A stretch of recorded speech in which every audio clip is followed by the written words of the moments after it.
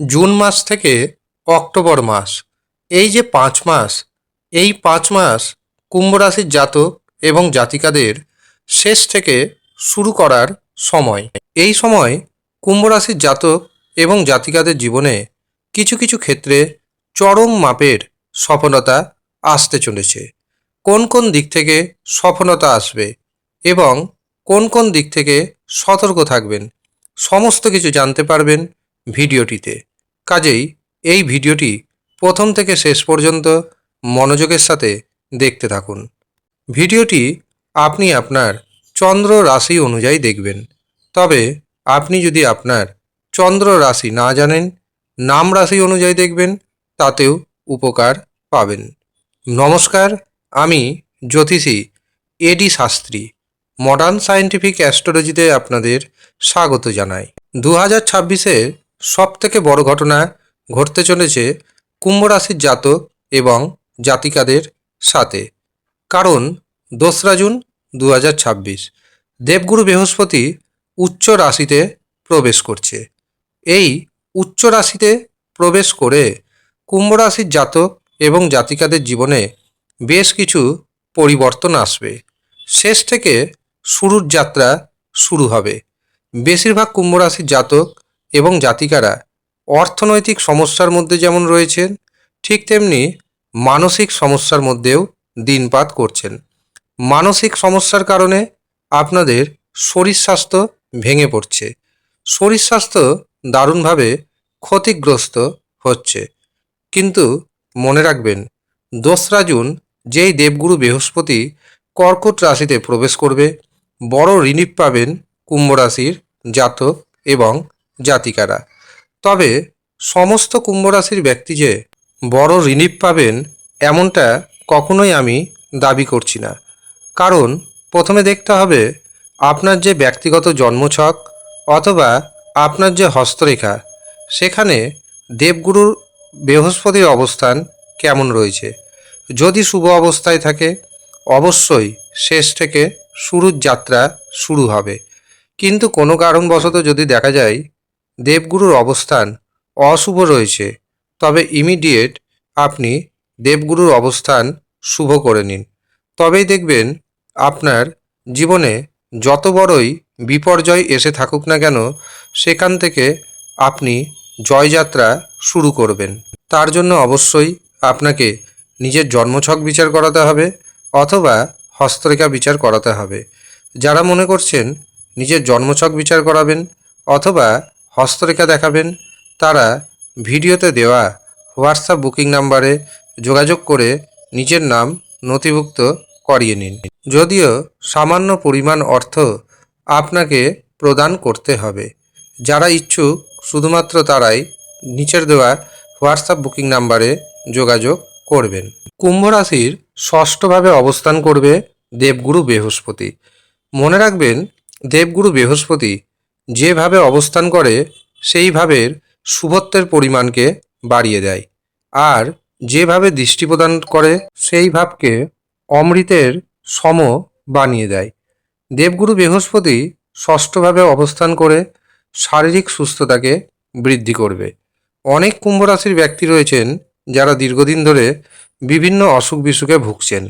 এর প্রধান কারণ হচ্ছে আপনারা অতীতে টাইম মতো খাওয়া দাওয়া করেননি এবং মানসিক দুশ্চিন্তার মধ্যে, হতাশার মধ্যে আপনারা দিন কাটিয়েছেন, যার কারণে তার প্রভাব পড়েছে শরীরের উপর, পেটের উপর। এর পাশাপাশি শরীরের যে ব্যথা বেদনা, যন্ত্রণা, সেখান থেকেও কিছুটা মুক্তি পাবেন আপনি। যাদের বড় ধরনের ক্রনিক রোগ রয়েছে, অবশ্যই এই সময় চিকিৎসকের পরামর্শে থাকবেন। যেই সমস্ত কুম্ভ রাশির জাতক জাতিকারা ঋণের মধ্যে ডুবে রয়েছেন, সেখান থেকে কিছুটা হলেও বেরিয়ে আসতে পারবেন। কারণ এই সময় আপনার ইনকাম বাড়বে। আপনার ইনকাম যখন বাড়বে, সেই বাড়তি ইনকাম দিয়ে ঋণ পরিশোধ করতে পারবেন। কিন্তু যতক্ষণ পর্যন্ত আপনার ইনকাম বাড়াবেন না, ততক্ষণ পর্যন্ত ঋণ পরিশোধ করতে পারবেন না।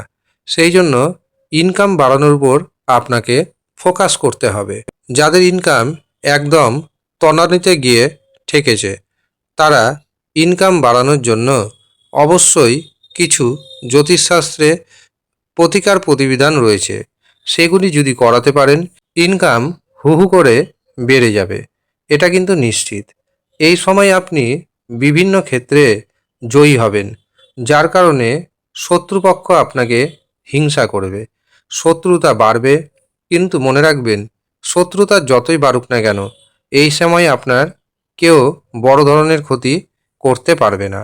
দেবগুরু বৃহস্পতির পঞ্চম দৃষ্টি যাচ্ছে কর্মভাবে। এই সময় আপনি ব্যবসায়ী হন বা চাকরিজীবী হন, সেখানে ইনকাম বাড়বে, মান প্রতিষ্ঠা বাড়বে, মান সম্মান বৃদ্ধির যোগ তৈরি হচ্ছে। যারা বেকার রয়েছেন, দীর্ঘদিন ধরে চাকরি পরীক্ষার জন্য প্রস্তুতি নিচ্ছেন, 5 মাসের মধ্যে আপনাদের কিন্তু চাকরি হয়ে যাবে, এটা কিন্তু গ্যারেন্টি। এছাড়াও যাদের প্রমোশন আটকে আছে, প্রমোশন হওয়ার যোগ তৈরি হচ্ছে। দেবগুরু বৃহস্পতির সপ্তম দৃষ্টি যাচ্ছে দ্বাদশভাবে। দ্বাদশ ভাব বিদেশকে নির্দেশ করে। যারা বিদেশে যেতে যাচ্ছেন, তারা বিদেশ যাত্রা করতে সক্ষম হবেন। যারা বিদেশের সাথে সঙ্গতি রেখে অর্থনৈতিক উপার্জন করেন, দেখবেন আপনার অর্থনৈতিক উপার্জন আগের থেকে অনেকটাই বাড়তে শুরু হবে। এছাড়াও সবথেকে গুরুত্বপূর্ণ বিষয়, দেবগুরু বৃহস্পতির নবম দৃষ্টি যাচ্ছে ধনভাবে। এই সময় আপনার ধনকে বৃদ্ধি করবে। একটির পাশাপাশি আরেকটি ব্যবসা শুরু করার প্রতি আকর্ষণ বাড়বে। একটি পাশাপাশি আরেকটি প্রজেক্টে হাত দিতে পারেন আপনি। এই সময় আপনি কোনো বড় প্রজেক্ট শুরু করতে পারেন। আত্মীয় স্বজন, বন্ধু বান্ধবদের সাথে সুসম্পর্ক বজায় থাকতে চলেছে। যারা ধর্মীয় স্থানে যাত্রা করবেন, এই সময় একটু বুঝে সুঝে যাত্রা করতে হবে। এই সময় আপনার হঠাৎ অর্থপ্রাপ্তি যোগ রয়েছে। শেয়ার মার্কেট থেকে প্রচুর ধনপ্রাপ্তির যোগ রয়েছে। যারা সোনা ক্রয় করতে চাইছেন, তাদের উদ্দেশ্যে পরামর্শ দিব, এই সময় আপনারা সোনা ক্রয় করতে পারেন, তবে সরকারি নির্দেশ মেনে তা করবেন। এবার আসি কিছু কিছু সাবধান বাণীর কথায়। কোন কোন দিক থেকে সতর্ক থাকতে হবে। প্রথম কথা, খাওয়া দাওয়া নিয়মিত করবেন। রাগ, জেদ এবং অহংকারকে নিয়ন্ত্রণে রাখার চেষ্টা করবেন। এমনিতেই আপনারা এখন অনেকটা শুধরে গিয়েছেন, বুঝতে পেরে গিয়েছেন কে আপনার সাথে রয়েছে, কে আপনার সাথে নেই। শনি মহারাজ এই শিক্ষাটা কিন্তু আপনাকে দিয়ে দিয়েছেন। সেই শিক্ষাকে কাজে লাগান, সামনের দিকে এগিয়ে চলুন। আপনি যতই খারাপ পরিস্থিতির মধ্যে থাকুন না কেন, আপনার জয়যাত্রা শুরু হবে এই জুন মাস থেকে। ধন্যবাদ।